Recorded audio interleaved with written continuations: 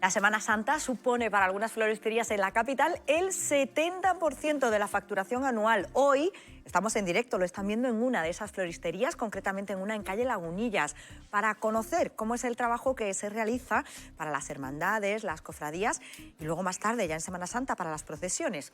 Un negocio que de cara a esta celebración religiosa llega a multiplicar por 3 también la plantilla de algunas floristerías para hacer frente, pues imagínense, a la cantidad de pedidos que se concentran en tan pocos días. De momento ya han comenzado con la elaboración de las ánforas, un arreglo floral típico de estas fechas que nos recuerda que ya estamos en Cuaresma. Buenos días, es martes, es 7 de marzo, arranca Málaga aquí ahora, ya saben, el magazín de la televisión municipal de Canal Málaga, en el que como cada día les vamos a acompañar hasta la 1 de la tarde para contarles todos los asuntos que son noticia.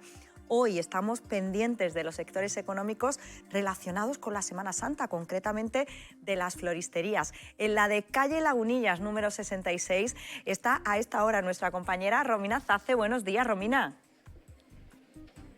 Buenos días, Paula. Sí, estuvieras aquí, olieras estas flores y sabemos bien todos que no sería Semana Santa sin el olor a clavel y a rosa que impregnan todas las calles de Málaga en su gran semana. Poner esos adornos florales es todo un reto, pero además es un oficio apto solo para floristas experimentados. Nada se deja al azar ni a casualidades, son imprescindibles para cualquier cofradía, como podréis saber. Las flores se raciman pues en los pies de Cristo, en jarras que escoltan a la Virgen María, también en frisos a la vista o casi al tacto de todo el público. Pero para que lleguemos a ese momento, las floristerías como esta en la que nos encontramos pues trabajan sin parar meses antes. Un trabajo bastante difícil, un oficio, como yo bien decía antes, solo apto para experimentados cofrades y profesionales de la floristería, como Diego del Pozo, que tenemos aquí a nuestro lado, con el que vamos a hablar enseguida, minutos después. Para esta floristería donde nos encontramos, que se centra especialmente en trabajos cofrades, pues supone esos tipos de arreglos el 70% de la facturación anual. Enseguida, como bien decía, vamos a hablar con Diego y con el otro socio de esta floristería para daros todos los detalles. Arte floral relacionado con la Semana Santa, al que hoy nos acercamos de la mano de nuestra compañera Romina. Muchas gracias, Romina. Portada económica que convive esta mañana, fíjense, con la historia de una familia malagueña compuesta por una madre y sus 4 hijos, que son 3 menores de edad y una enferma de espina bífida, cuyo desahucio estaba programado para esta mañana. Finalmente se ha paralizado. Allí ha estado Celia Bermejo. Buenos días, Celia. Buenos días, Paula. Alegría contenida en esta zona de la capital, en la barriada de García Grana. Y digo contenida porque se han conseguido paralizar 2 desahucios que se han pospuesto de momento hasta finales de junio, momento en el que termina el curso escolar, porque 2 familias de esta zona de la capital hoy tenían una orden de desahucio. Las 2 familias tienen hijos menores escolarizados en centros de la zona y han conseguido pues finalmente esa paralización hasta el mes de junio de momento. Una de esas familias es Luisa. Luisa tiene 4 hijos, 3 de ellos son menores. Además, se da la circunstancia de que una de las hijas de Luisa además tiene una enfermedad, ha sido intervenida en varias ocasiones de espina bífida. Luisa, disculpe, un minutito para Málaga aquí ahora. Luisa, finalmente se ha conseguido paralizar ese desahucio que tenía usted previsto para hoy. ¿Se queda en casa de momento? Sí, gracias a ustedes y a todas las plataformas, todos mis vecinos que me están apoyando todos. Y bien, por ahora se ha paralizado. Usted además ha dejado muy claro que su intención no es el no pagar, que usted lo que pretende y lo que está intentando negociar es poder pagar un alquiler social, alguna solución, ¿no? Claro, una solución. Yo lo único que quiero es un techo para mis hijos. Yo no estoy pidiendo más, estoy pidiendo un techo para mis hijos. Que además nos contaba que en su caso una de sus hijas, bueno, pues está delicada de salud y con lo que complica todavía muchísimo más sus circunstancias personales y familiares, ¿verdad, Luisa? Pues sí, ella está intervenida de espina bífida y tiene un seguimiento todos los años con muchos especialistas que la tiene que tener, vaya. De momento se queda en la vivienda en la que reside, en la que es su casa y la casa de sus hijos, hasta el mes de junio, al menos hasta que acabe el curso. Bueno, por lo menos hasta nueva orden voy a estar ahí.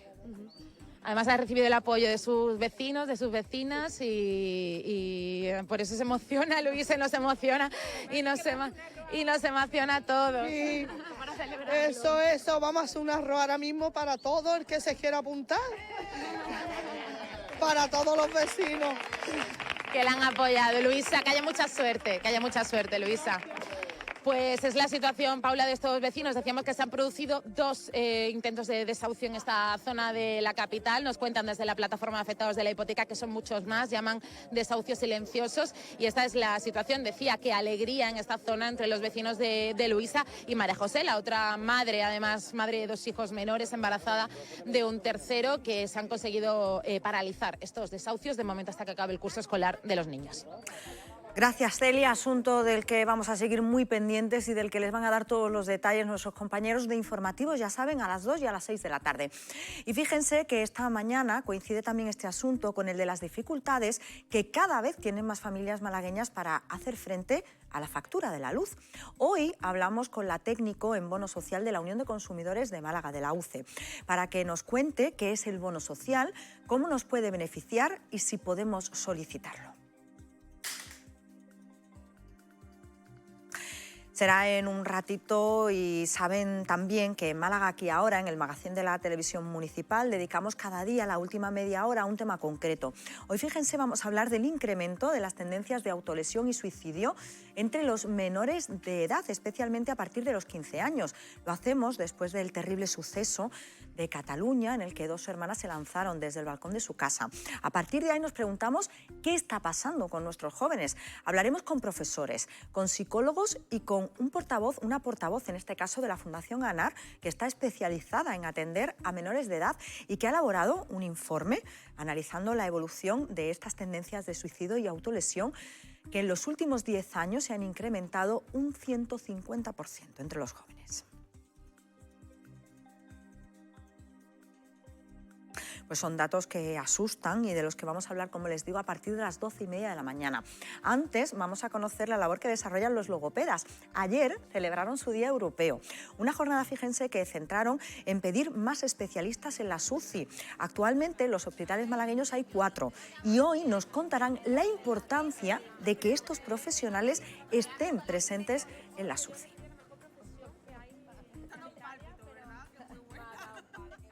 Será en unos minutos, pero antes nos vamos a acercar en directo hasta el patio de banderas del Ayuntamiento de Málaga, donde, fíjense, hace un ratito la concejala de Participación Ciudadana, Mar Torres, acompañada del director de Deportes de la Diputación, Borja Vivas, han dado todos los detalles de la 15ª Caminata Solidaria de Málaga. Detalles que nos va a dar ahora Lara Hernández. Buenos días, Lara. Buenos días, Paula. Pues sí, acaban de presentar esa 15ª edición de la Caminata Solidaria de Málaga, que va a tener lugar el próximo domingo 19 de marzo y va a partir desde el Auditorio Eduardo Con, en el Paseo del Parque, y va a finalizar en ese mismo espacio. Va a recorrer casi 2 kilómetros de calles del centro histórico. A partir de mañana ya se pueden adquirir las entradas, que a un precio simbólico de 2 euros, que se va a destinar todo lo recaudado a la ONG CESAL. Desarrolla cooperación internacional y va a destinarse esos fondos recaudados a las víctimas del terremoto en Siria y Turquía. Así que una caminata con ese carácter solidario, no carácter competitivo, ha dicho la concejala de Participación Ciudadana, Mar Torres, en el que van a participar pues en familia o con amigos. Además, cuenta la caminata solidaria con un padrino de honor, con Borja Vivas, concretamente el deportista olímpico y actualmente director de Deportes de Diputación. Así que a partir de mañana ya se pueden adquirir esos tickets para poder participar en este evento solidario. Gracias, Lara. Pues ya saben, a partir de mañana todo el mundo a comprar esa entrada para la caminata solidaria y colaborar. Antes de todo esto, les voy a contar la previsión del tiempo, que viene marcada hoy por cielos nubosos o cubiertos, ya lo habrán visto, con precipitaciones débiles ocasionales más intensas en el extremo occidental durante la primera mitad del día. Temperaturas que suben. Hoy vamos a tener de mínima 15, pero de máxima 22 grados. Viento de que soplan de componente oeste ocasionalmente fuertes por la tarde y sobre todo aquí en el litoral.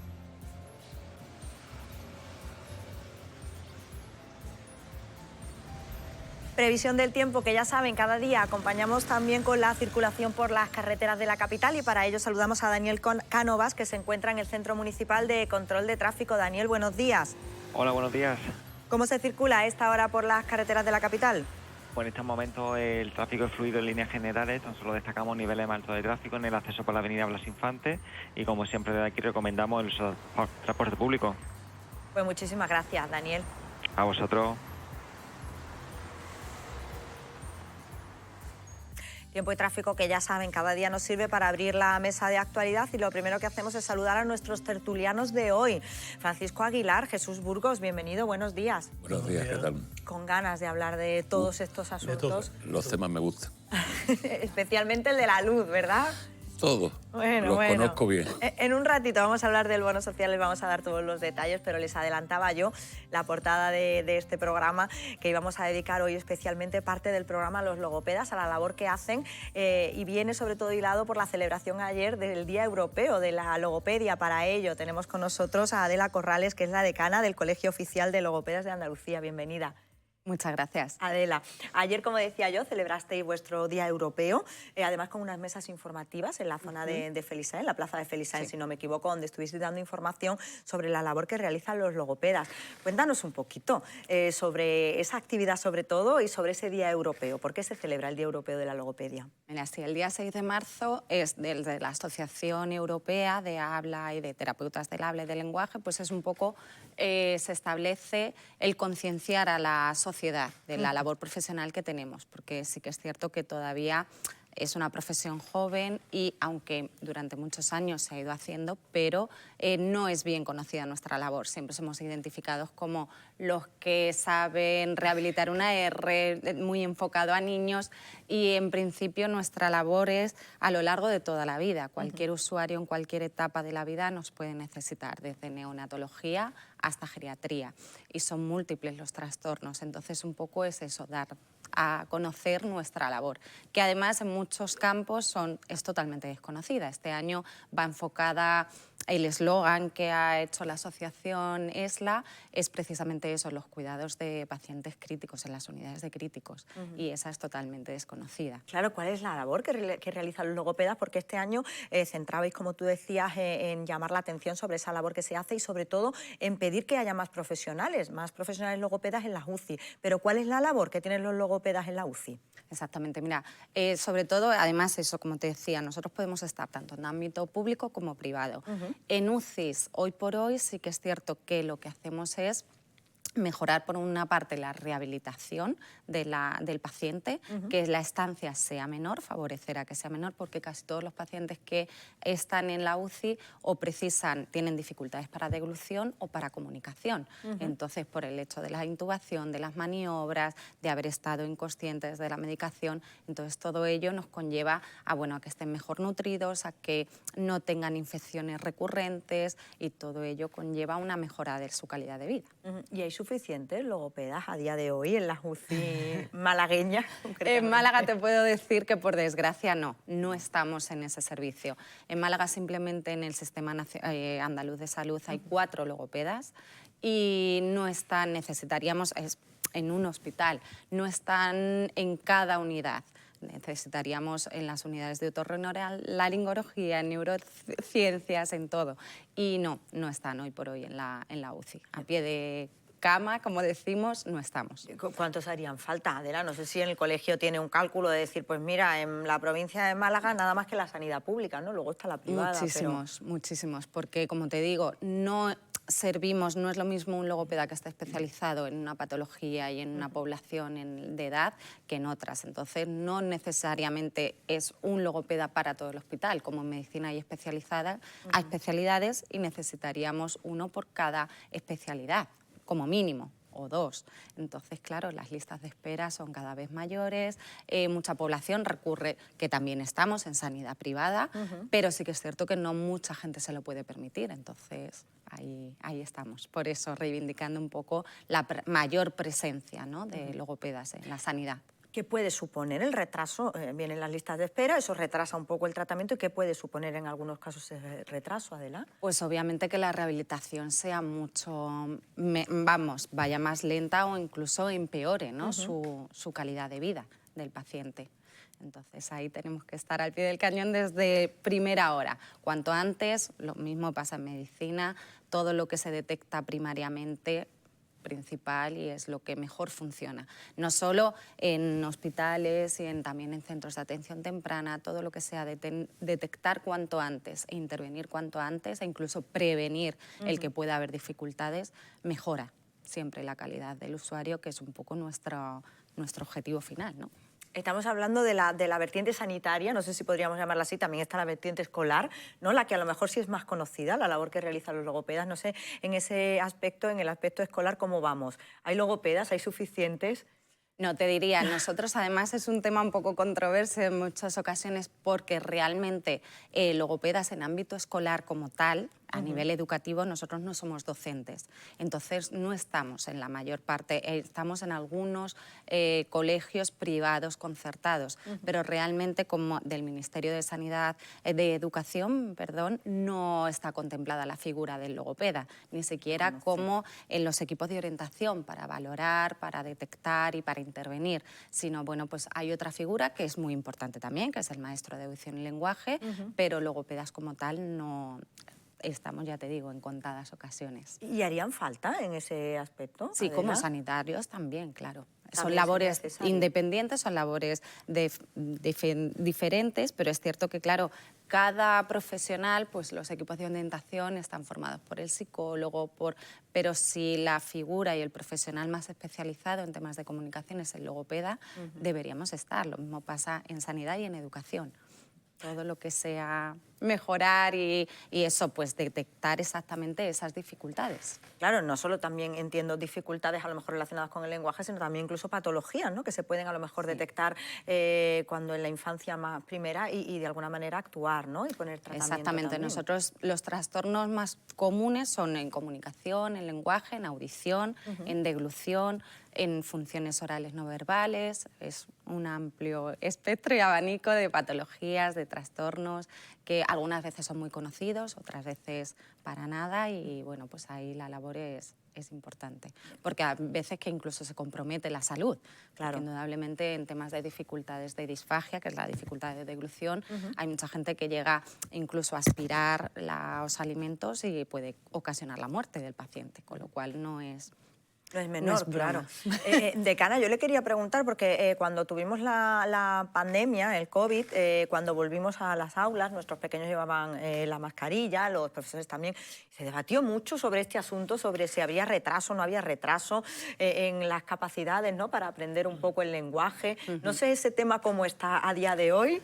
Sobre todo nosotros no lo enfocamos tanto al uso de la mascarilla, porque es cierto que bueno, hay muchos niños que no tienen ese input visual y aún así desarrollan el lenguaje. En algunas ocasiones con niños con retrasos del lenguaje sí, tienen que, bueno, no te ven la cara, no te ven los movimientos que haces y retrasa un poco el aprendizaje, pero sobre todo fue el contacto social. Se reducen los contactos, se reducen las oportunidades de comunicación, el estar con los otros niños, el relacionarse y todo ello sí que lleva a un retraso, ¿no?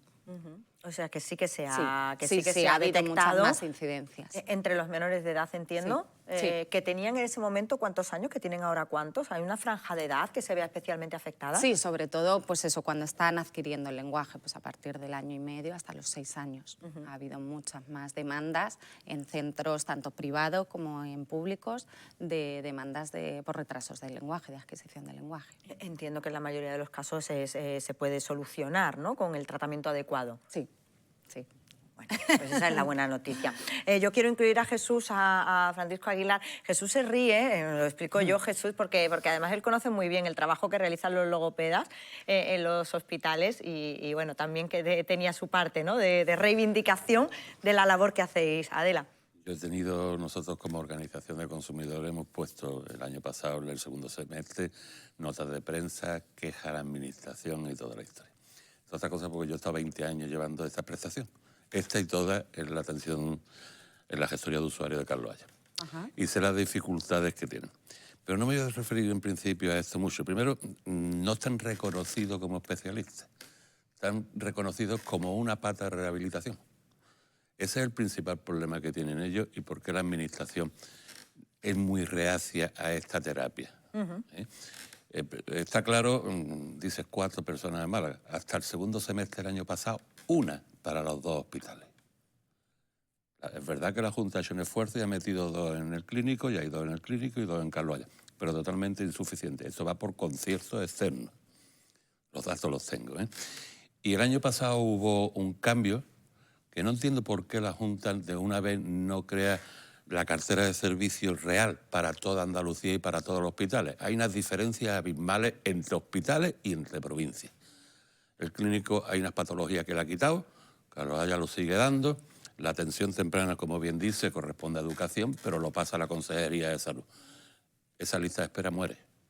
Esa lista de espera muere. La gente opta por irse a la privada. ¿La de educación te refieres? La de Jesús? educación. Educación lo detecta el profesor, el profesor lo manda a Salud y Salud tiene eso de atención temprana, que estamos hablando de los niños pequeñitos, Sí, sí, de primaria. De infantil, claro. Entonces, lógicamente, esa lista brilla por su ausencia. La logopedia es una prestación que se reporta beneficios, porque no quita secuelas para después, para un futuro. Y no has dicho lo de las recaídas. En los enfermos de ictus, las recaídas son terribles. A los enfermos de ictus, perdona que denuncie el tema, pero lo tengo que denunciar. A los enfermos de ictus en el clínico le dan 6 meses. Si no ha mejorado, fuera. Cuando además un enfermo de ictus grave realmente lo necesita incluso por placebo, que crea que tiene opciones de mejorar. No podemos hundir a los enfermos de esa forma. De verdad, es que una terapia... Es verdad que es una terapia nueva, que no se la ha considerado desde el principio, pero hay que considerarla. Y no es solamente una logopeda. Yo estoy de acuerdo en que esté concertado el servicio, porque pueden acaparar los centros sanitarios todos los profesionales que necesiten según la demanda. ¿Entiendes? Pero si pone un logopeda en el regional para las consultas de otorrino, no da abasto. Es imposible materialmente. Estáis dando un servicio en plan sándwich, porque se paga una ridiculez por esas sesiones de logopedia. Mira, yo no me quiero extender porque la verdad es que soy muy crítico con este tema porque lo he luchado mucho y he tenido 2 hijas, que las he tenido, mis 4 hijas, 2 las de pequeñas han tenido que ir a logopeda. Es que es así y la mejora es infinita. Bueno, perdón, una hija y un nieto, lo tengo que reconocer. Sí, sí. ¿Entiendes? Y la mejora es imprescindible porque además chocan en los colegios, los ambientes de las clases, los niños son muy asesinos, se critican mucho unos a otros, que tú no hablas bien, que no sé qué. Y los de la R, de verdad, tirá ya la R de una vez. Que yo soy de la R, ¿eh? Que están muy encasillados, ¿no? Los logopedas, ¿no? Lo de la R se refiere a que mucha no se le valora. Población, claro, tiene encasillado el trabajo que realizan y tiene muchísimo más que ver. No, y como te decía, en muchas ocasiones no nos consideran, bueno, pues es como una clase particular, ¿no? No, esto se trata de salud, se trata de bienestar, se trata de, además, emocionalmente la persona, el autoconcepto que tiene de ello, como bien ha dicho él, ¿no? Depende mucho de cómo te encuentres a nivel físico, a nivel de tus competencias, de adquirir conocimientos para luego desarrollarte como persona también. Entonces, implica a todos los niveles. Claro. Y la comunicación es que además es parte de nuestra vida diaria, cotidiana. Tienes que tener, si no puedes a nivel verbal, te tenemos que ofrecer otros sistemas también alternativos y aumentativos de comunicación. La cuestión es que puedas comunicar lo que quieres decir.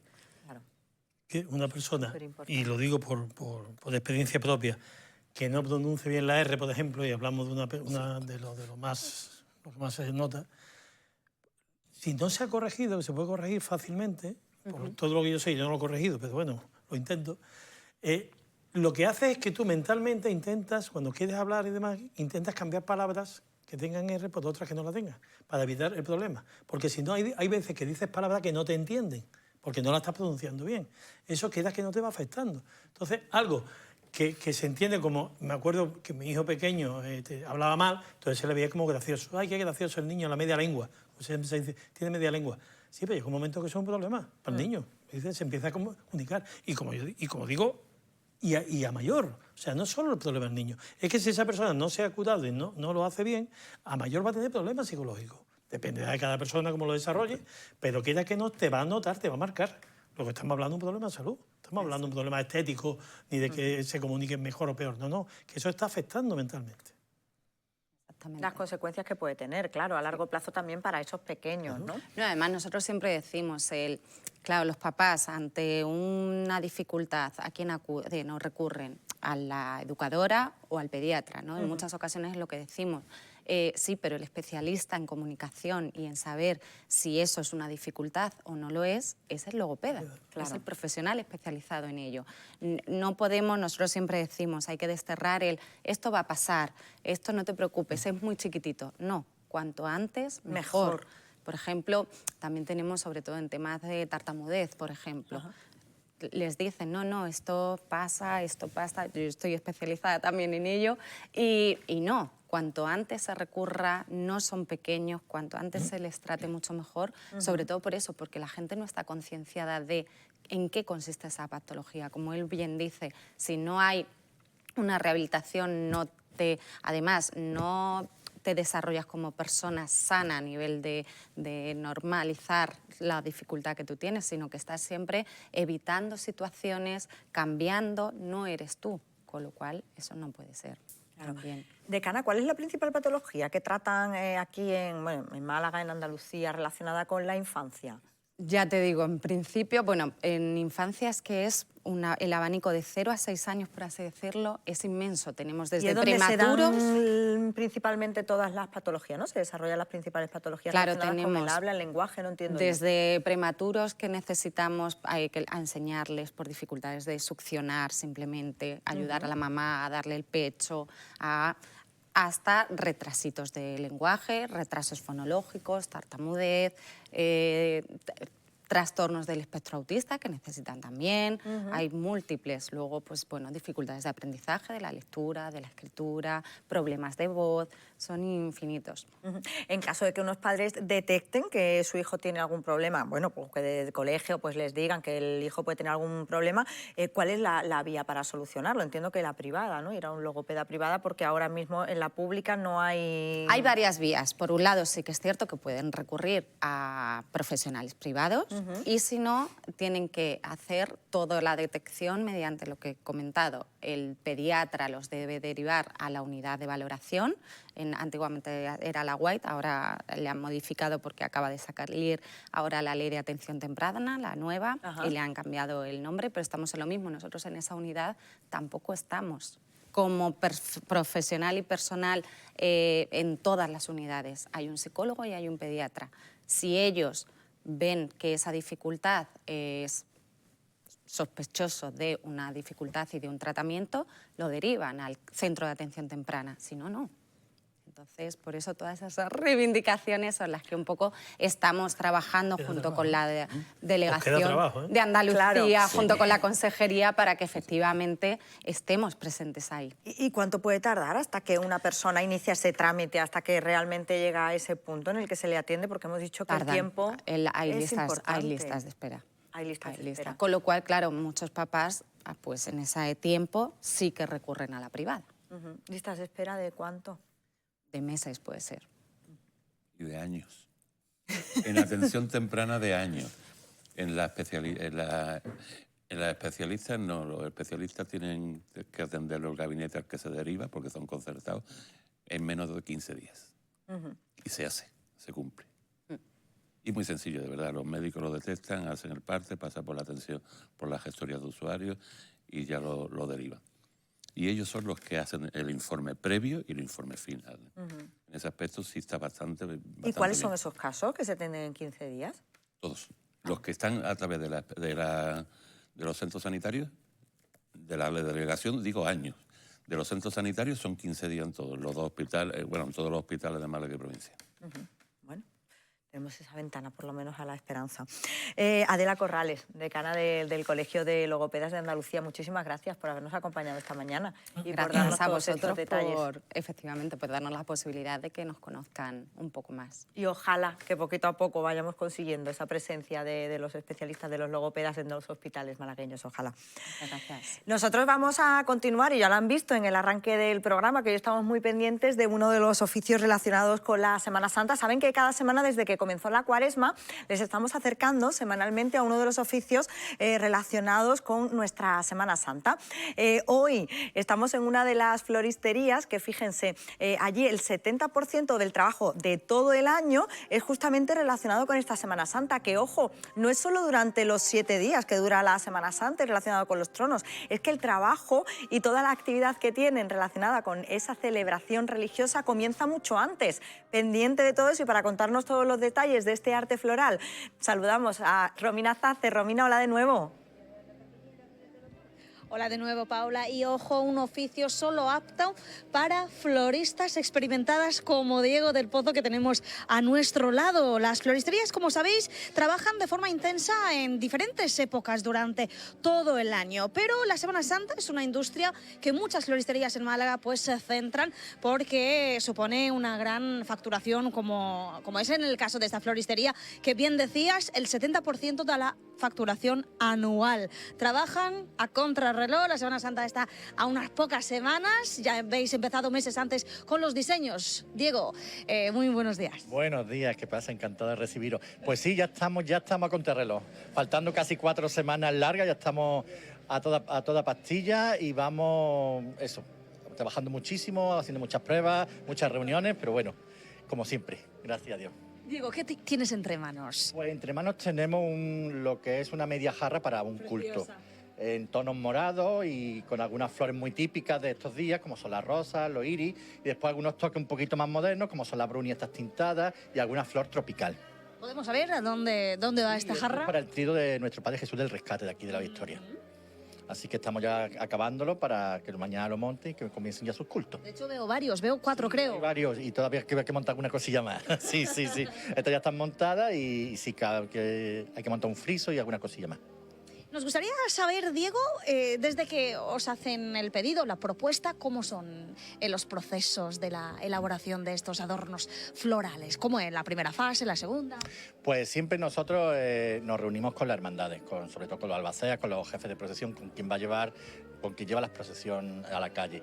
Y a partir de ahí, pues bueno, ellos nos cuentan su idea, nosotros les contamos la nuestra y bueno, hay unas cofradías que tienen las cosas más claras, otras que nos dejan que nosotros pues tomemos un poco la iniciativa y siempre como se sabe, pues dentro de unos parámetros, porque claro, la Semana Santa pues es una fiesta que es una fiesta muy tradicional, muy antigua y se marca por muchos parámetros.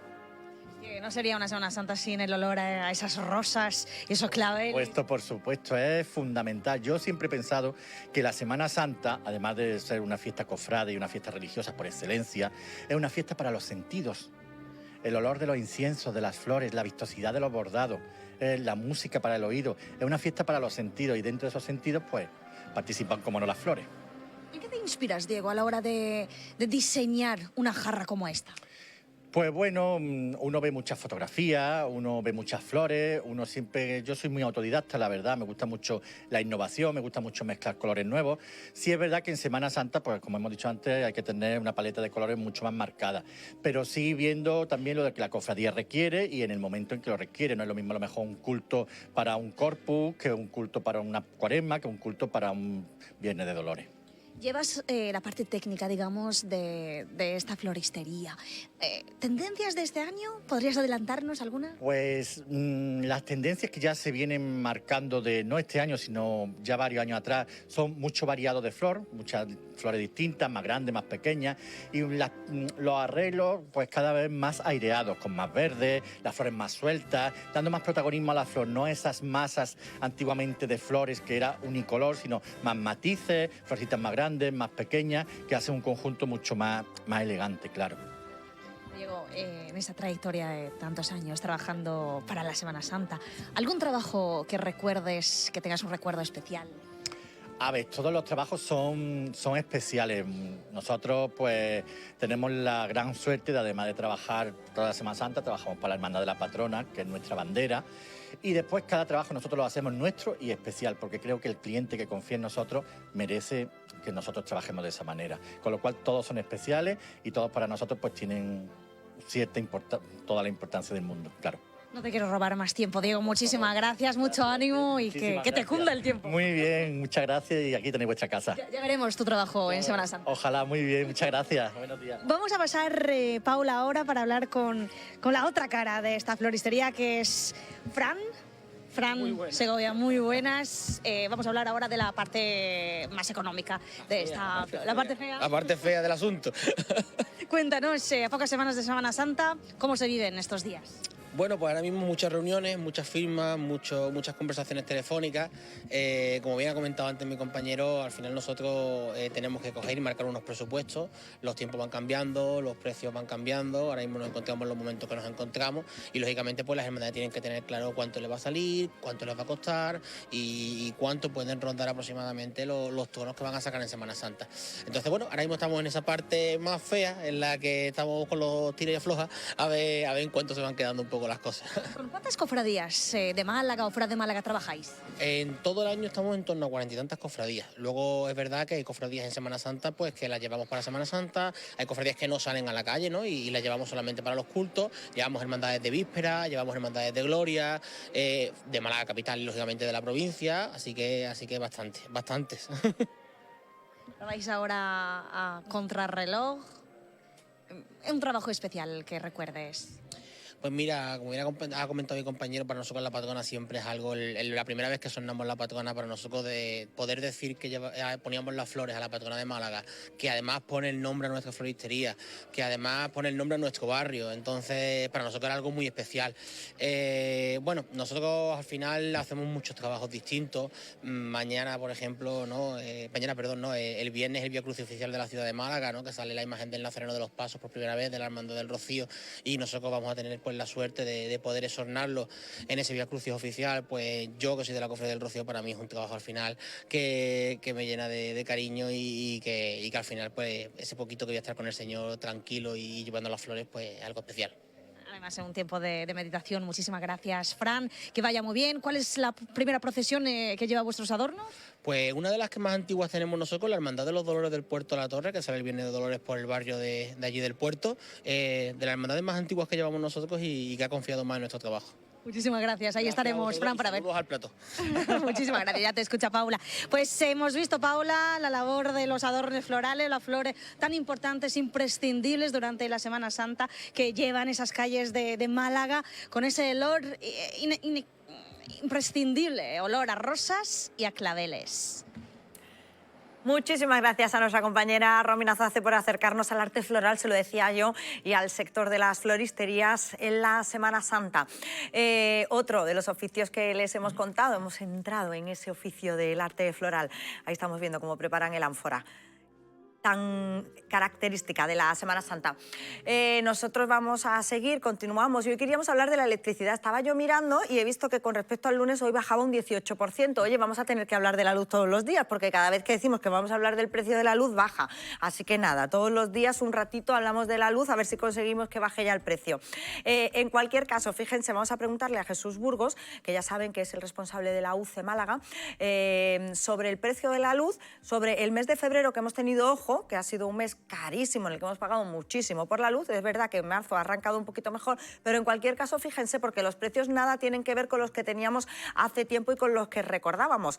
Vengan conmigo porque les voy a enseñar el precio que vamos a pagar hoy por el megavatio hora. Fíjense que decíamos que ha bajado un 18% con respecto a ayer lunes y con respecto al precio de ayer, pero fíjense, hoy el precio medio de la luz va a estar en 120,99 euros el megavatio hora, pero en la hora punta, ojo amigos, vamos a llegar a los 152,1 euros el megavatio hora. ¿Esto qué significa? Que entre las 8 y las 9 de la tarde vamos a pagar el megavatio hora a 152. Como les digo, hemos bajado, es un avance, un 18% con respecto al lunes, pero también es cierto, y vamos a hablar de estos datos, que el mes de febrero fue uno de los más caros. Aunque 2023 empezaba con precios más bajitos, 2023, concretamente febrero, volvían a subir los precios. Jesús, ¿Qué vamos a hacer con la factura de la luz? A ver, porque además la UCE denuncia una subida encubierta en algunos consumidores. Desde este año, se corrijo porque los datos que nosotros manejamos, o por lo menos los que nosotros tenemos, es que desde diciembre empezó de nuevo, de mitad de diciembre empezó a subir de nuevo y vamos en escalada. Y además en un periodo que ha habido mucho aire, que ha habido mucha generación eléctrica, que no ha sido necesario meterle el gas, ni la historia esta que nos cuentan. Realmente es una subida espectacular. Se está comiendo los beneficios que se habían hecho con el decreto nuevo, y lo del bono social y demás, pero que eso se acaban el 31 de diciembre de este año, que volvemos a estar normalizados y Europa no va a permitir que haya más ayuda a la electricidad, porque ya tiene que ser para Europa completo, no para España y Portugal. El 31 de diciembre se acaban, ¿qué ayudas? Todas, Jesús, todo las ayudas lo que relacionadas. estamos generando ahora mismo de bajadas de impuestos, de historia, todo esto se acaba porque se acaba el decreto. Y Europa no nos va a permitir, o se legisla para toda Europa. Esa ha sido una medida excepcional para Portugal y España. La subida se está notando y mucho. Muchísimas, después tendremos tiempo, si quieres, de hablar de las reclamaciones y demás. Se clavan hasta el bono social, ¿eh? El 31 de diciembre, porque este bono social que tenemos es provisional también. Ahora hablaremos del bono social. O sea que realmente, ¿pero en qué consiste esta subida encubierta, Jesús? Que tú subida nos encubierta que nos están diciendo que la luz vale tanto y realmente no es así. La luz, por decir, se está pagando por los generadores de aire, se está pagando por muchas cosas porque el tiempo ayuda. Sino, ¿a qué precio podemos pagarlo en el momento que nos metamos en verano? Estamos viendo una de las facturas de la luz, Jesús. Sí. Estamos viendo una factura de un mes normal de una persona que pagaba 49,37 euros. Sí, además, tener en cuenta que lo que está pagando es desde, vuelvo a decir, eso corresponde a diciembre. Ya en enero ya sube muchísimo, muchísimo más. Eso es una persona sola en una vivienda sola. En el mes de diciembre. Y además, en el último recurso, que aquí no hay una persona sola paga 49 euros en diciembre. En diciembre, tener en cuenta que el kilovatio hora realmente no es tan caro como nos lo ponen. Aquí estamos viendo la de enero, que ya sube a 55,83. Ya cambia una barbaridad. Pues ¿será que ha encendido más electrodomésticos? No, porque los kilovatios lo pone la propia factura. ¿Que los kilovatios son los mismos? Es verdad que de diciembre a enero tenía un poco de menor consumo, pero las horas baratas eran más. Y ahora de febrero a marzo, que va a haber la otra, no a marzo, porque estamos hablando que siempre el consumo del mes pasado, ¿no? Del mes anterior. Verás como con los mismos kilovatios hay una diferencia bastante importante. Aquí la tenemos, 64,30. Los mismos kilovatios. Los mismos kilovatios incluso que de 60 y tantos. Ahí lo tenemos. De 60 y tantos, si miramos los kilovatios, que estará abajo, son menos que los del mes anterior. Y en cambio ha pagado más. ¿Y esto por qué ha pasado? Que nos están colando el precio del gas y nos lo están poniendo de otra forma. Esto no tiene otra explicación, de verdad. ¿Y esto se puede hacer algo? Se puede hacer si le interesa. En caso de que el consumidor se dé cuenta de que si a alguien le interesa, eso está legislado. O sea que de todas formas hay un control por parte del gobierno. Entiendo que esto es ilegal, claro. Entiendo que legal es porque está legislado así. Ese es el problema real que tenemos, pero que no es lógico ni es razonable. Cuando se ha generado más luz barata, energía verde, no suben el precio. Alguien está teniendo beneficio extra. Aquí, a ver, las cosas hay que llamarla por su nombre. Y date cuenta que la energía barata que teníamos en España, que es las centrales atómicas, las quitamos. Y le compramos la electricidad a Francia, que las tiene. Y al lado de la frontera nuestra. Y nos traemos los residuos. Nos traemos los residuos. O sea, esto no tiene lógica ninguna. A ver, todo este tipo de productos, gasolina, agua, luz y demás, son los que dan más ingresos a los gobiernos y a la comunidad europea, que son los que generan ingresos. Entonces nadie le interesa tocar esta factura. ¿Y la que contrata a los políticos después los consejos de administración? Vamos, hay una cosa que es muy lógica y que no podemos. La factura hay que romperla y realizar. Hay que legislarla nuevamente. No es razonable la factura bajo ningún concepto. Tú no vas a comprar... la factura hay que volver a hacerla y para que lo entienda todo el mundo. Totalmente, claro. como hicimos aquí en Málaga con la factura del agua. No se puede hacer esto así.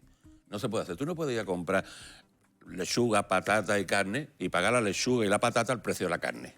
Que eso es lo que está pasando con la luz. Estamos pagando la luz al precio del gas, no al precio que realmente es su coste.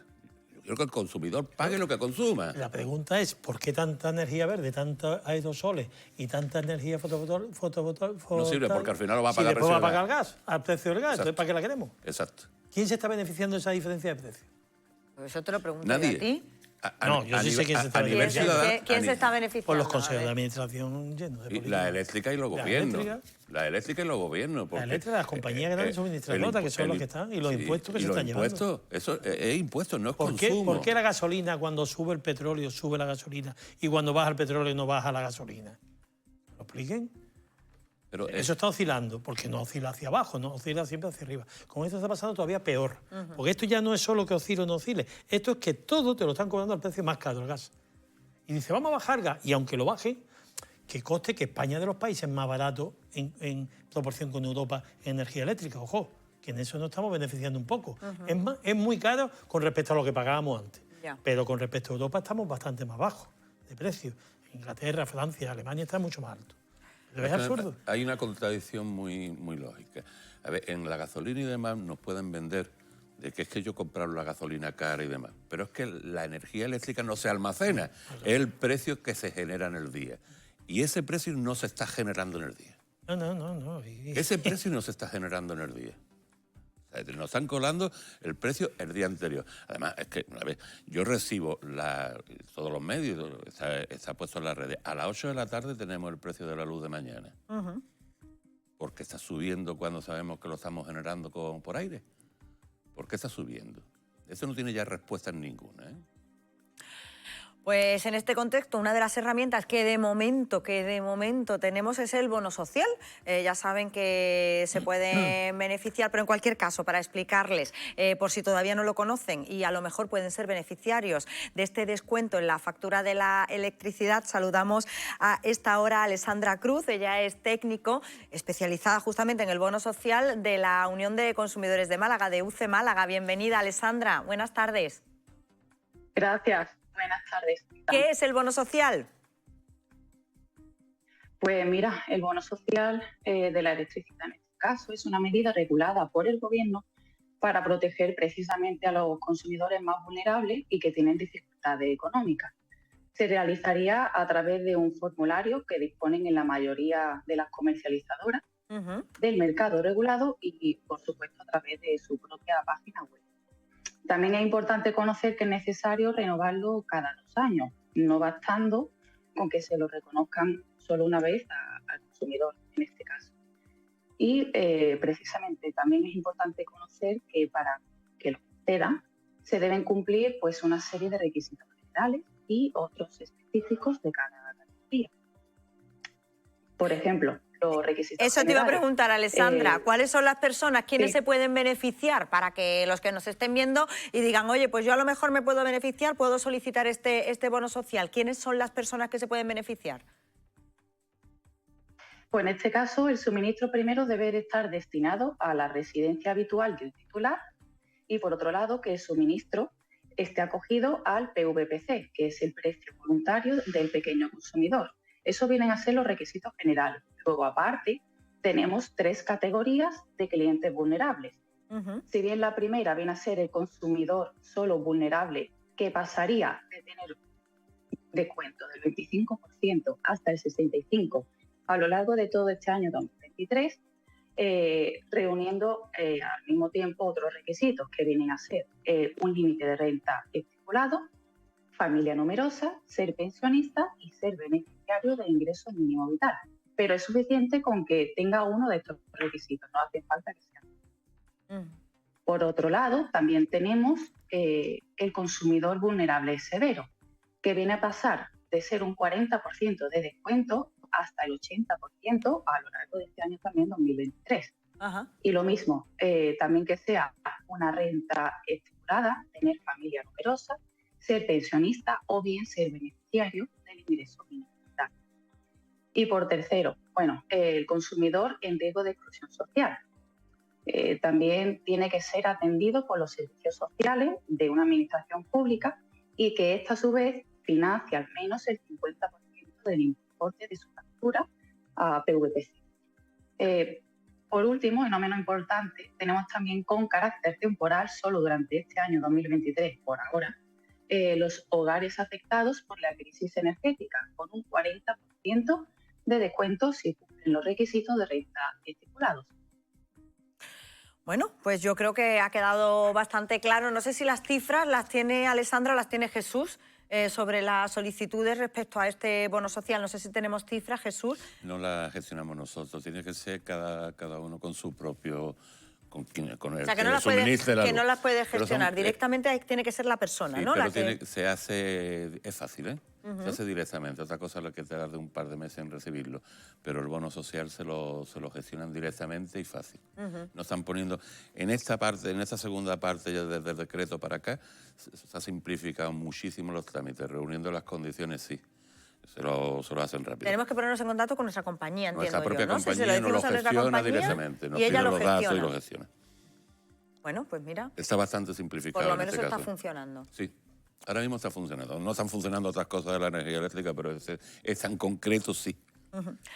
Pues Alessandra, muchísimas gracias por habernos dado todos esos detalles. Gracias. Se puede simplificar mucho, A sí, vosotros. por decirlo claro. Venga, Eh, para que todos, sobre todo, que los malagueños que puedan estar en una situación en la los que cobren beneficiarse. más de 1.200 euros al mes, no. Los ingresos familiares, con lo cual ya me he cargado Ni al las 80% ni las de los familias malagueños. numerosas tampoco, Ni la familia. aunque sean familias Es que numerosas sí. hay que empezar a descontarle el IPREN, que eso va a un porcentaje menor por cada hijo que tenga o cada persona que tenga en casa y demás. Vale. Entonces, hasta 1.200. Directamente todos los que ganen no lleguen a 8.000, que cobren por encima de 8.400 euros o por debajo, lógicamente, Anual. hasta eso directamente. Entran todos ahora mismo, no hay ningún tipo de problema. Vale. Ese es el primer requisito. Los demás, si los tienen bien y si no, pues tampoco tiene problema. Y el otro de los 18.000 euros, sí pueden pedirlo a aquellas personas que tienen una patología, que necesitan tener oxígeno en casa o la máquina del sueño, que hay muchos domicilios y demás. Con esa patología, lógicamente, tienen un consumo mayor y sí se le hace el 40% de descuento. O sea que son unos requisitos, son muy sencillos y son muy simples ahora mismo. Ujú. ¿Por qué dices ahora mismo, Jesús? Ahora mismo porque hemos tenido en un pasado que las personas han tenido que ir, le han obligado a irse al libre, al contrato libre de luz, a un tanto fijo, porque había subido una auténtica barbaridad. Gracias a esa subida que hubo, también hay que decirlo, se ha creado este decreto, ¿no? Que es provisional hasta el 31 de diciembre. Pero gracias a eso, ahora mismo están los dos, tanto el libre como el recurso, el último recurso, están muy unidos con los precios. Los precios son muy equivalentes. Sí, somos. Que antes había una competencia Ha habido mucha que diferencia. han cambiado a media España, la han cambiado de contratos. Bueno, y que de momento está ayudando a muchas familias a poder pasar el bache, porque como yo decía, y como hemos hablado muchas veces con los economistas aquí en esta mesa, uno puede recortar de otras cosas, pero la luz hay que seguir pagándola. La luz no tiene más remedio, porque pasa como con los bancos, que te han ido obligando y te han ido acondicionando a que todos los aparatos, toda la historia va por luz, va por electricidad, con lo cual está obligado, sea una compañía, sea otra, que menos más, por lo menos ahí puedes cambiar y te puedes pelear, que sea una pelea estéril, pero bueno, te puedes cambiar. Sí, por lo menos puedes, aunque sea intentarlo, Te ¿no? puede decir la compañía, pues me voy, lo mismo que el banco, me voy. Sigue igual, porque al que vaya te va a hacer lo mismo. Pero bueno, si son los mismos. Es lo mismo, si al final es todo igual. Hay distribuidoras que se han creado 4 comercializadoras, con distintos nombres, pero dentro del mismo paquete. Que es lo mismo todo. Total, que no hay solución, que hay que seguir pagando la luz. Oye, ¿y la economía cómo va a ir en los próximos meses? Francisco, ¿tenemos alguna idea de lo que podría pasar? Se está ralentizando. O sea, lo que yo noto ahora mismo en el mercado, y te vas a las notas día y ves todo que se va ralentizando.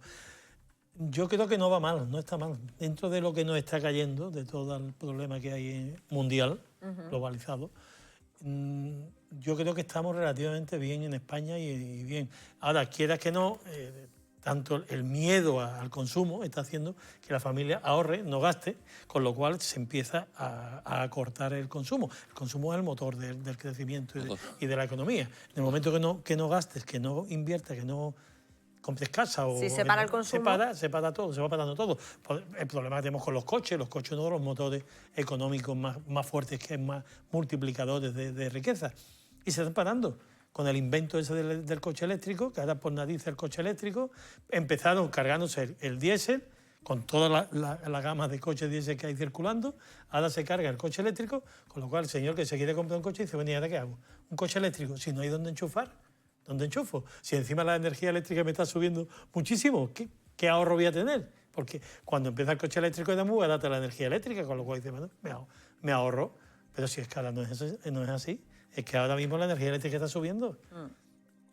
Es que hay un problema y no se está advirtiendo del problema de las baterías, del futuro de las baterías, de la escasez de esas baterías, de que no hay para producir tantos coches como se necesitan. Todo ese tema de temas, pues bueno, eso es un sector. Empieza a haber sectores. Y los residuos de las baterías. Claro, ¿a dónde van y cómo y cuándo? Habrá que ir viendo cómo va evolucionando la cosa. No me tires de la lengua. No, yo pienso como el que dentro de lo que está cayendo, o sea, hoy había una noticia buena que la misma cadena de supermercados que hay en Francia y en España, no digo el nombre, pero, sí, pero bueno, todo el mundo lo sabe ya, yo nada más que con ese dato ya nos hemos imaginado. En Francia se ha comprometido a bajar precios reales, no, y en España no. La misma marca. ¿Qué será? Diría que era. Bueno, habrá que ir viendo qué pasa. Pero mira, ese tema me interesa, Jesús, lo tenemos que abordar la próxima vez que vengas. Lo hablamos aquí con datos, ¿vale? Para ver si realmente los han bajado y por qué no los bajan en España. Porque es el productor, el agricultor cobra 0,5 y ese mismo producto se está vendiendo a 3 o 4. Bueno, eso es tremendo y ya lo hemos hablado. Y eso no tiene explicación. Yo todavía sigo sin encontrarle explicación. A ver quién se está llevando el dinero. Francisco Aguilar, Jesús Burgos, muchísimas gracias por haberme acompañado hoy. Muchas gracias a los dos. Les adelantaba yo al principio del programa que hoy vamos a hablar, fíjense, del incremento de las tendencias suicidas y de las tendencias de autolesión entre los menores de edad, entre nuestros jóvenes, especialmente, fíjense, entre los chicos de apenas 15 años. Hoy vamos a hablar con la Fundación ANAR, lo vamos a hacer en unos minutos. La Fundación ANAR es una fundación que ayuda a los menores de edad desde el año 70, desde 1970. Para introducir el tema, quiero que vean este vídeo de la Fundación ANAR.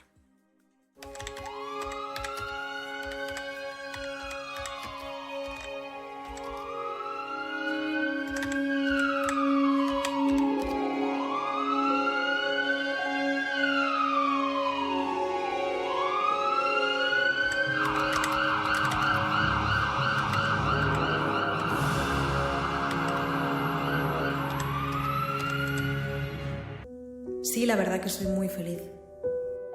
Me gusta como soy.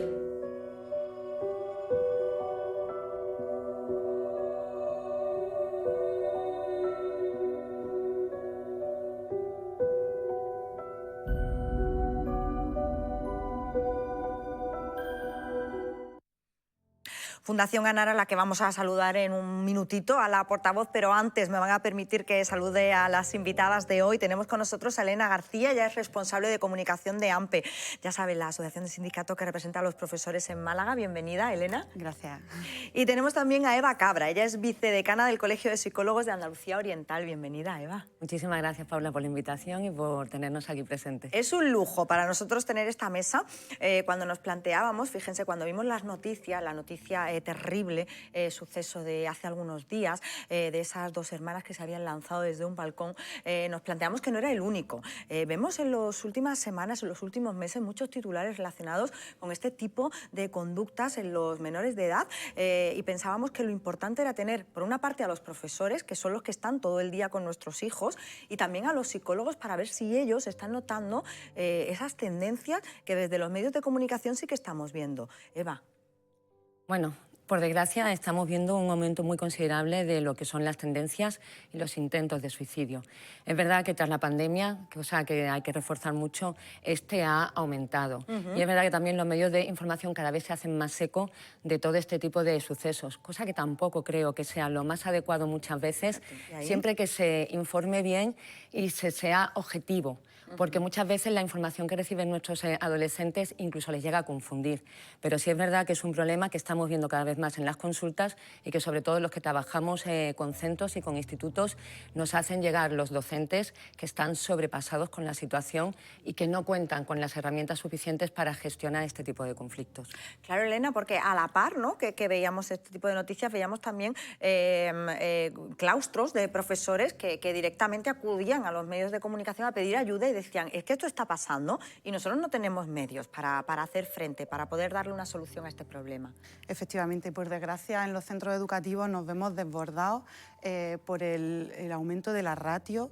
Es cierto que los docentes, para poder, mi compañera nos lo dirá también, para poder gestionar este tema es importante que el docente conozca bien a sus alumnos, que conozca esa mochila emocional que ya traen de casa, esas circunstancias familiares, personales, que es lo que les puede llegar a estos desafortunados acontecimientos que estamos nombrando. Entonces, ¿qué pasa? Que un profesor que tiene en su aula a 25 niños en infantil o primaria, hasta 35 en bachillerato, es muy difícil que podamos atender a todos, conocerlos a todos y nos vemos desbordados. Necesitamos en los centros no solamente una bajada de la ratio, que es por lo que nosotros también estamos luchando, sino también un aumento en los recursos humanos. Necesitamos contar codo con psicólogos clínicos que estén en colaboración constante con nuestros equipos de orientación y entre todos, pues bueno, poder atender al alumnado, a la infancia en general. Claro, poder dar una solución, ¿no? A esta situación, este contexto que se está produciendo y que es una realidad. Eva, yo te quería preguntar, hablabas tú antes del COVID y parece que sí que ha sido como un desencadenante. A lo mejor eso estaba ahí, ¿no? Pero de alguna manera ese tiempo que hemos pasado todos, también nuestros niños, ¿no? Nuestros jóvenes, en casa, encerrados, aislados de alguna manera, ha hecho como de detonante, ¿no? Por lo menos de como cuando enciendes la luz, ¿no? Yo creo que el COVID lo que hizo fue manifestar que las redes sociales eran muy potentes, esos niños de repente se metieron en una burbuja que era su entorno familiar, las relaciones también fueron mucho más intensas con la familia, también hay que contarlo, y sobre todo que establecieron todas sus relaciones sociales con las redes sociales y hicieron un uso que les privó ese día a día que tienen entre ellos, ese de tú a tú, ese gestionar sus emociones, necesitan el grupo de iguales para estar en continuo. Claro, con sus amigos, con los que tienen su misma edad, ¿no? Y no creo que sea culpar al COVID, pero sí es verdad que ha habido mucho más ansiedad, que se ha generado muchísimo más, una sensación de tristeza, de ira y sobre todo de miedo al futuro, a no saber qué va a pasar.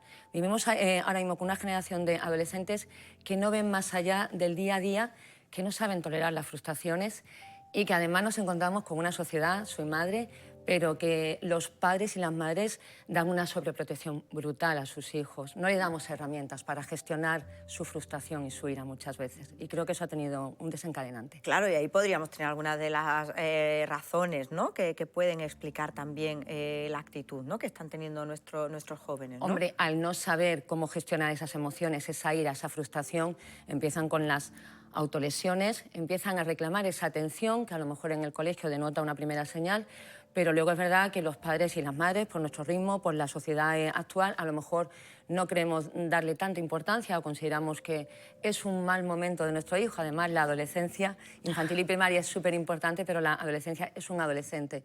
Creo que hay que tener muy en cuenta las señales de alarma que nuestros adolescentes dan, estar muy controlando lo que son las redes sociales y sobre todo lo que rodea a nuestros menores y no cargar a todo en las escuelas. Estoy totalmente de acuerdo.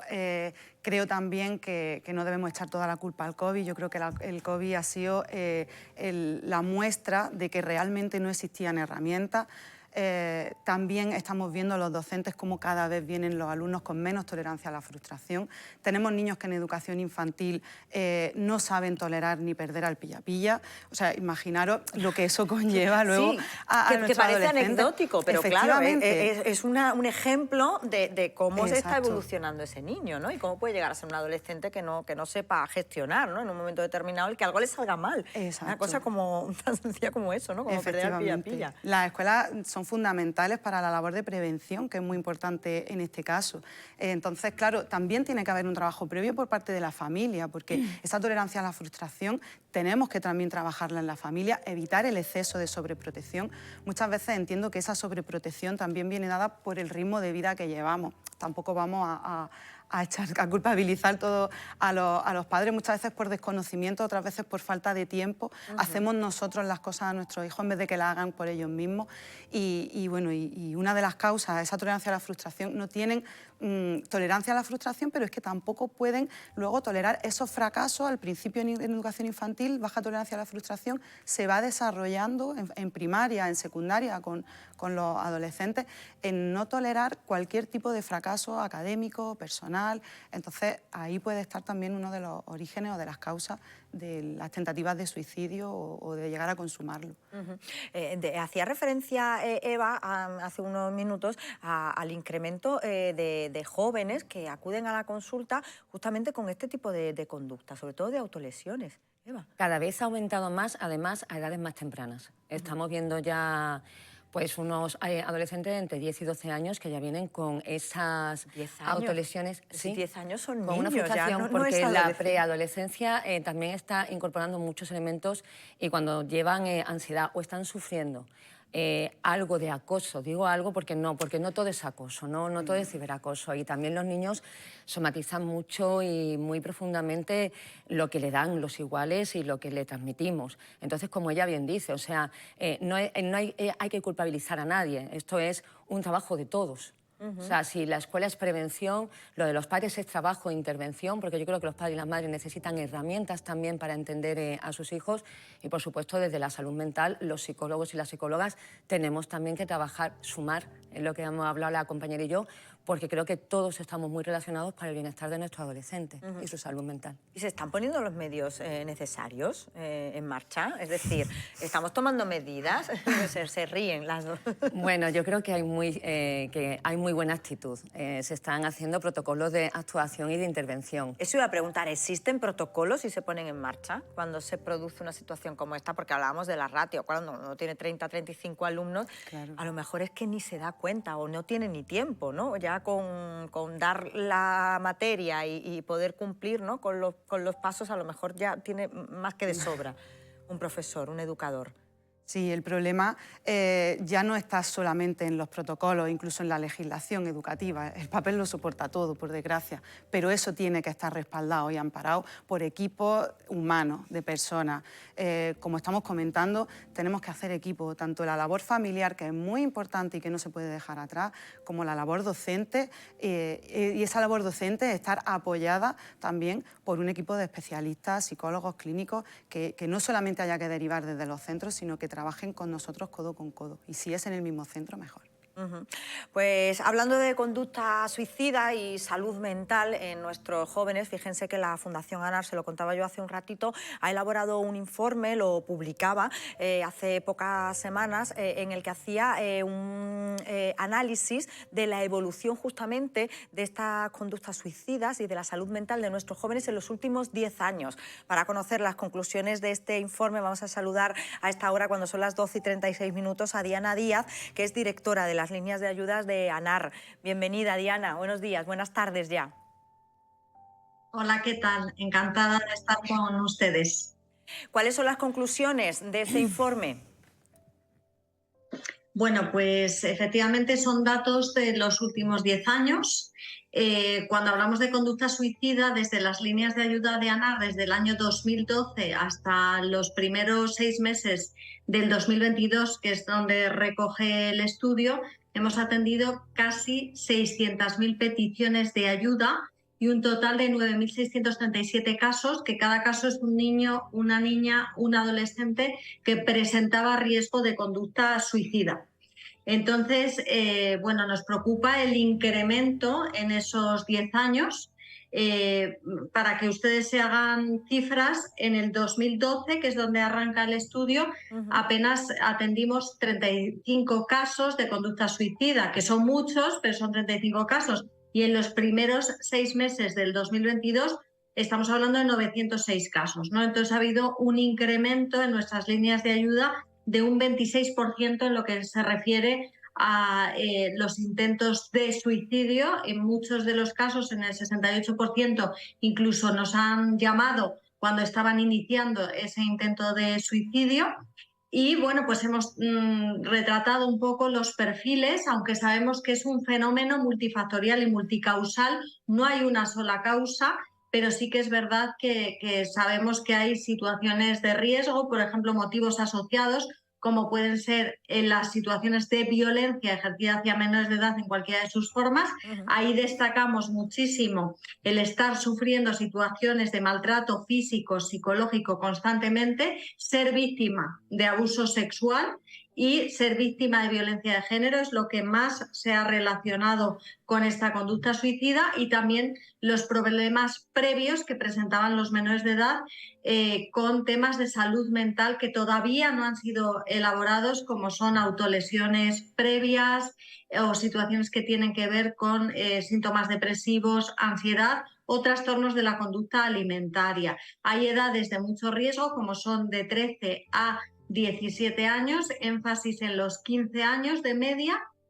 Y bueno, y hay perfiles de riesgo como ser mujer, porque a mujeres también se dirigen más a las líneas de ayuda. Ya sabemos que la conducta suicida es mucho de hombres, pero cuando hablamos de línea de ayuda pide ayuda a la mujer. Y bueno, pues eso, ¿no? Haber sido víctima de abusos sexuales, haberse autolesionado previamente, el ser migrante también es un factor que ha salido claramente relacionado. No sé si han estudiado la tendencia por comunidades autónomas, si tienen datos en las diferentes comunidades autónomas. Bueno, las tendencias son muy similares en todas las comunidades autónomas. Es verdad que nosotros siempre hacemos énfasis también en que cuanto más se difunden las líneas de ayuda, pues más peticiones de ayuda llegan, ¿no? Entonces, pero sí, las tendencias son similares. Es verdad que los datos están en ese estudio, pero no encontramos diferencias significativas en las comunidades autónomas. Hablábamos aquí y nos comentaba la psicóloga también si es correcto o no dar cobertura mediática a este tipo de conductas. Yo no sé si en la Fundación ANAR, que trabajan diariamente atendiendo a los menores de edad, ¿qué es lo que piensan? Bueno, pues ahí sí tenemos una línea muy clara desde hace muchos años. De hecho, hemos sacado una nota informativa recientemente.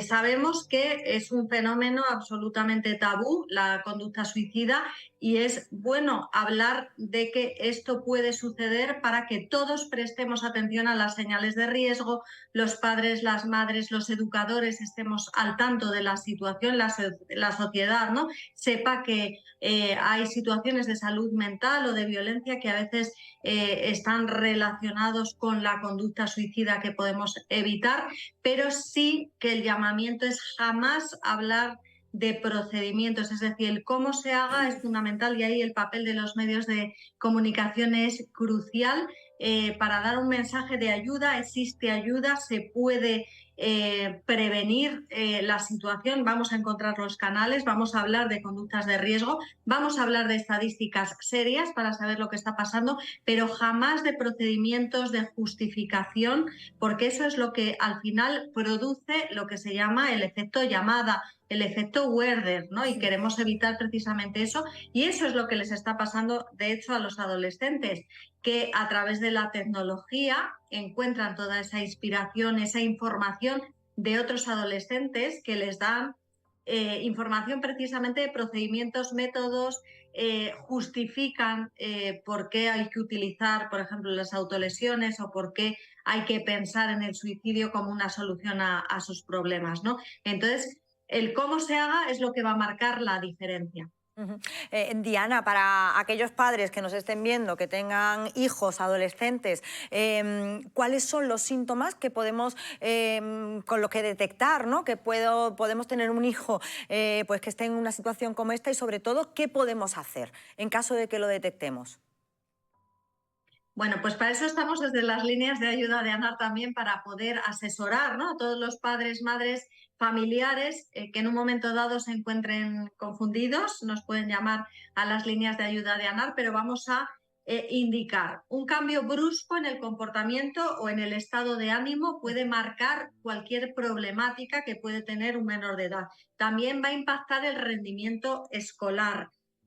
Vamos a encontrar eso, algo que nos haga sospechar que la conducta ha cambiado. Un aislamiento muy llamativo, y no nos referimos al aislamiento propio del adolescente que necesita sus espacios en su habitación, no. Nos referimos a un aislamiento más llamativo, donde no se quiere relacionar con nosotros como familia ni tampoco con sus iguales. El refugio en las tecnologías, peligrosísimo. Ahí hay que tener muchísimo cuidado y supervisión y acompañamiento. Un cambio en la alimentación, en el sueño, bueno, haber verbalizado, ¿no?, en algún momento dado que quiere desaparecer, que no quiere continuar, que la vida le resulta especialmente difícil y delicada, lo que tenemos que salir es al encuentro de esa comunicación para saber cuáles son las causas que hay detrás y, por supuesto, validar todas las emociones, porque todas son legítimas, y acompañar, ¿no?, en los procesos difíciles. Sabemos que la impulsividad muchas veces también está ahí detrás, porque el adolescente puede tener, ¿no?, un mal manejo de sus impulsos porque está en esa etapa de desarrollo. Bueno, pues vamos a acompañar también. Diana, dentro de nuestra labor como servicio social, porque somos una televisión pública, me gustaría que volviéramos otra vez a lanzar el mensaje de que hay soluciones y que muchas veces esas soluciones están más cerca de lo que pensamos. Efectivamente. Por supuesto, hay profesionales que estamos destinados, estamos especialmente formados para poder acompañar en estos procesos en una situación problemática de salud mental. Estamos diariamente atendiendo niños, niñas y adolescentes y sus familias. Las líneas de ayuda de ANAR, por ejemplo, es un recurso que está permanentemente abierto. Además, no es lo mismo atender un adulto con una problemática de salud mental que a un menor de edad, cuyos recursos son distintos a nivel personal, los recursos del entorno y las leyes incluso son distintas, ¿no? Por tanto, tenemos que ser expertos en problemáticas de infancia. Desde aquí, además, les vamos a poder proporcionar todo ese apoyo psicológico, jurídico y social, derivar a los profesionales que existen también para que presencialmente les puedan acompañar e intervenir en situaciones de alto riesgo, que ya lo estamos haciendo y estamos salvando vidas. Pues Diana Díaz, directora de las líneas de ayudas de ANAR, muchísimas gracias por habernos acompañado esta mañana. Gracias. Gracias a ustedes. Un contexto, el estudio y los datos que nos daban desde la Fundación ANAR que nos sirve para hablar aquí, más local, más centrado en Málaga, donde, como les recuerdo, tenemos a profesores y a psicólogos para hablar sobre este asunto. Destacaba además en Diana Díaz de la Fundación ANAR lo importante que es estar pendiente también de la conducta de nuestros hijos, de esos síntomas en un momento determinado. Es importante, y muchas veces lo hablamos, en el colegio pasan muchas horas, pero también los profesores muchas veces no tienen tampoco las herramientas, ¿no?, los mecanismos para poder detectarlo y a lo mejor actuar. Los padres, al final tenemos que estar ahí, Eva, muy pendientes de todo lo que sucede. Es cada una sintomatología, es verdad, es toda la sintomatología que los adolescentes y los niños desde primaria empiezan a mirar. Lo que pasa que es verdad que nos cuesta mucho estar pendientes de todo, ¿no? Por eso es tan importante lo que ha comentado antes la compañera, aunar trabajo y esfuerzo, porque en casa va a desarrollar unas conductas y un comportamiento. En el centro, yo cuando llaman a tutoría a un niño que le van a informar de alguna conducta, digo, ¿por qué no llamáis también a los que no tienen ninguna conducta desadaptativa, que son niños muy buenos? Digo, porque a todos les hace falta el feedback. Yo creo que hace falta ese trabajo en común de todos los profesionales que trabajamos con adolescentes y sobre todo que los padres y las madres también cuenten con herramientas y con pautas para poder saber si a su hijo o a su hija les está pasando algo, y todas esas acciones que ha comentado antes ANAR, contamos con ellas. Lo que pasa es que muchas veces, no sé si Elena pensará igual que yo, no sabemos los medios que tenemos a nuestro alcance. Muchas veces nos llegan los padres y las madres desorientados o hablamos con los docentes y nos dicen, ¿y qué hacemos? Entonces creo que sí es verdad. ¿Y qué hacemos, Eva? ¿Qué podemos hacer? Quiero decir, no sé, ¿no? Nos ponemos en la situación, yo tengo una hija adolescente, ¿no? En caso de que vea a lo mejor pues un cambio de comportamiento o detecte alguno de los síntomas que nos estaban contando desde la Fundación ANAR, ¿qué se puede hacer a partir de ahí? Venga, Elena.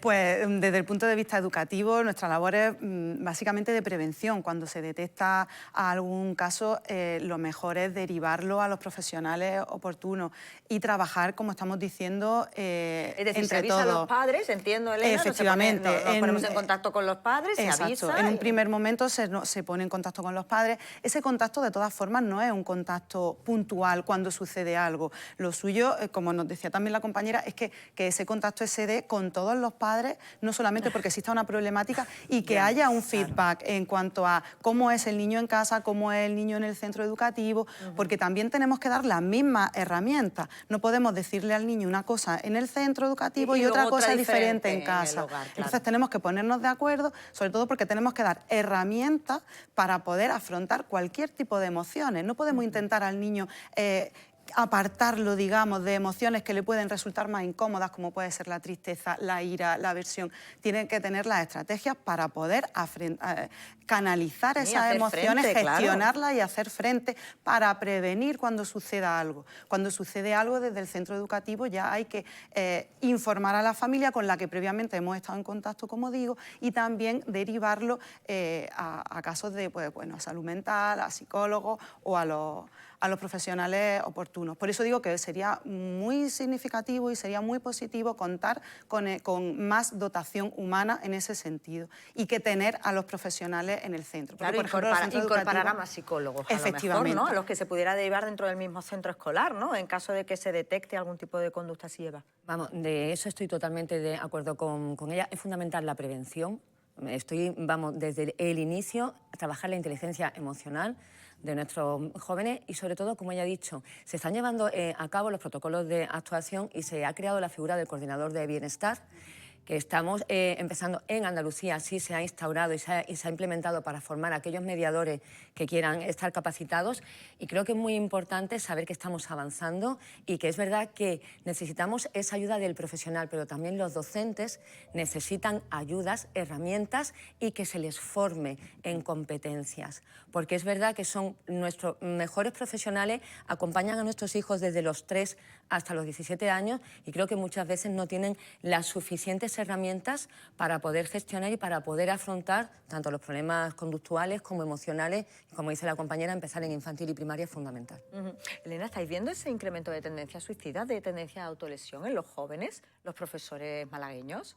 Sí, sí se está notando, no tanto en tendencia suicida específicamente, sino, ya digo, desde edades muy tempranas, una baja tolerancia a la frustración, y ya en edades más avanzadas, a lo mejor en secundaria, últimos cursos de primaria, incluso en bachillerato, sí se está viendo mayor conflictividad entre el alumnado, no solamente autolesiva, sino también con respecto a los iguales. Hay menos tolerancia a las diferencias, hay una gestión de las relaciones que con el paso del tiempo se está viendo que va a peor. Fíjate, cuando se supone que deberíamos tener mucha más tolerancia, ¿no? a lo diferente, ¿no? Hay más conflicto y más... Creo que hemos retrocedido. Yo creo que nos hemos vuelto un poco más intolerantes. O la sociedad actual de nuestros jóvenes está más intolerante o no le da tiempo a adaptarse a todos los cambios que nos vienen, pero uno de los casos que también hablaba la compañera, LGTB, o sea, toda la identidad de género en un centro, cuando hay un caso de este tipo, cuesta mucho algunas veces ayudar a la persona que está haciendo ese cambio y que los compañeros puedan entender, y de ahí vienen muchos casos de acoso porque no se entiende, y además tendemos a, como ya he dicho, yo creo que como no toleramos la frustración, todo lo que no es igual a nosotros tendemos a rechazarlo. No aprendemos, no sumamos. Me sorprende porque está mucho más normalizado, ¿no? Quiero decir que a día de hoy, mediáticamente, ¿no? Se habla más, yo creo que se habla más, pero creo que los adolescentes luego no lo interiorizan igual. Se habla con libertad, con a lo mejor muchas veces con demasiada libertad, pero no es lo mismo hablarlo que integrarlo, y que tolerarlo y que aceptarlo. Elena, ¿se dan charlas en los colegios? Es decir, teniendo en cuenta que se ha detectado que existe este problema con la frustración, con la gestión de los sentimientos a la hora de nuestros jóvenes, ¿se dan charlas? ¿Se trabaja esto en los colegios? ¿Hay tiempo? Claro, porque otra cosa es que haya tiempo. O sea, a lo mejor hay intención, pero luego no hay tiempo para hacerlo. A mí me consta que desde la aula, todos mis compañeros trabajamos las emociones desde infantil hasta secundaria, pero Pero ¿qué pasa? Que llegamos a cursos de secundaria, tenemos un currículum que cumplir, pasamos pocas horas en secundaria, bachillerato, pasamos pocas horas con ese alumnado. Esas pocas horas, a lo mejor, pues precisamente no tenemos una ratio muy extensa, y con un número de alumnos excesivo tampoco puedes pararte a hacer una labor que sea significativa y que cale hondo en tu alumnado, porque tienes a muchos alumnos, probablemente te pasa por el tema de los conflictos que estoy comentando, muchos de mis compañeros se pasan las horas que entran a clase teniendo que hacer partes por algún tema de algún conflicto entre compañeros. Entonces todo eso dificulta. Si bajásemos la ratio, como sucede en algunos países europeos, con menos alumnos, podríamos llegar y acceder más a ellos, y llegaría más, calaría más este mensaje y se trabajaría mucho mejor las emociones. Pues fíjate que la solución es sencilla. Muy sencilla. Que no es tan difícil, ¿no? Parece, sobre la mesa por lo menos parece sencilla, ¿no? Hombre, desde luego que lo que dice ella, en el momento que contamos con un menor número de alumnos y luego a ellos se les descarga de las horas lectivas, porque yo trabajo con orientadores maravillosos y en cada zona, como yo digo, hay unas determinadas características de lo que es el alumnado. Ellos me dicen, si yo tuviera 10 niños solo, Eva, podría acceder, no te digo 10, porque no podemos bajar una ratio, pero un bachiller con 35 personas o personitas que están llegando, que necesitan primero orientarse hacia un futuro, luego que traen una carga a lo mejor emocional muy fuerte, luego los contextos familiares, no lo olvidemos, ya no son solamente los contextos padre y madre, son hermanos, abuelos, tíos, cada vez las familias son más diversas. Y también hay que conocerlas. Cuando tú de repente le dices a un chaval qué pasa en casa y te cuentan lo que pasa en casa, y dices, ¡guau! Aquí entiendo parte del problema. O sea, se ha ido aumentando. Entonces, ¿qué profesor tiene toda esa capacidad y tiene todo ese tiempo sabiendo que le dedican, vamos, yo conozco el 150, de qué sé de este niño o cómo podemos ayudar a este niño? Y luego también que muchas veces no contamos siempre con la ayuda de los progenitores o no contamos con el entorno adecuado para que ese niño pueda encontrar esa ayuda o las herramientas necesarias. Pues Eva Cabra, vicedecana del Colegio de Psicólogos de Andalucía Oriental, Elena García, responsable de comunicación de AMPER, profesores. Ojalá que esto sirva para que quien tenga que tomar las medidas las tome y podamos ayudar a nuestros jóvenes, y sobre todo también los profesores pues puedan ayudar dentro de sus posibilidades, y los psicólogos también. Muchísimas gracias a las dos. Nosotros estamos llegando ya al final del programa. Saben que siempre a punto de terminar nos gusta darles algunos de los apuntes culturales, ya saben, a través de nuestra agenda cultural, por si tienen un ratito esta tarde, que puedan acudir.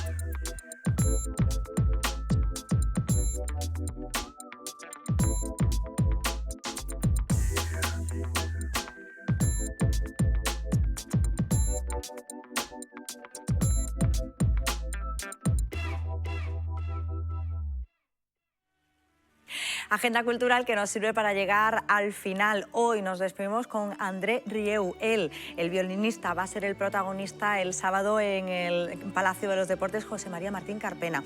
Con André Rieu nos despedimos. Ya saben que volvemos mañana a partir de las 11:30 de la mañana para seguir contándoles todas las noticias de la ciudad. Gracias y hasta mañana.